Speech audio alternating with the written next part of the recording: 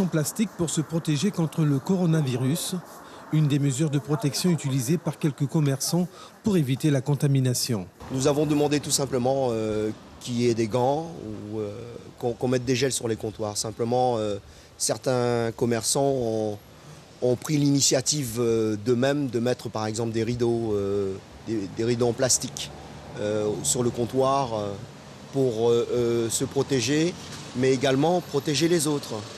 Voilà, je voudrais juste dire à tout le monde de ne pas s'offusquer de trop. Ce geste-là part d'une bonne volonté.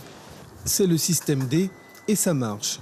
Le consommateur semble rassuré. Vous comprenez ces mesures de protection ? Oui, en fait, c'est pour protéger contre le corona. C'est une chose qui s'impose et d'ailleurs on devrait le remercier parce qu'on nous protège aussi et ils se protègent en même temps. En fait, si...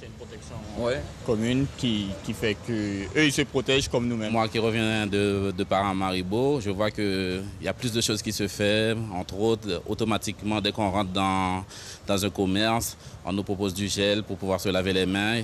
Je pense et on nous fait prendre conscience avec des affiches un peu partout. Mais c'est vrai qu'ici, je trouve que c'est minime. Au-delà de la crise sanitaire, les impacts sur l'économie commencent à se faire sentir chez les commerçants. Nous, en tant que commerçants, effectivement, on a senti une petite baisse en fait, de la venue de la clientèle qui, je pense, est un petit peu peur en fait, de ce fameux coronavirus. Forcément, du moment qu'il y a moins de clients, il y a forcément moins de rentrée d'argent. Donc économiquement, on le ressent au niveau du chiffre d'affaires. En revanche, dans cette grande enseigne, c'est l'effet inverse depuis la semaine dernière. Ce supermarché observe une affluence depuis le début de la crise sanitaire. Beaucoup de personnes qui sont venues faire un peu des achats au niveau des conserves de légumes, conserves de poissons, conserves de viande, les pâtes et tout ce qui est comment les sauces, quoi.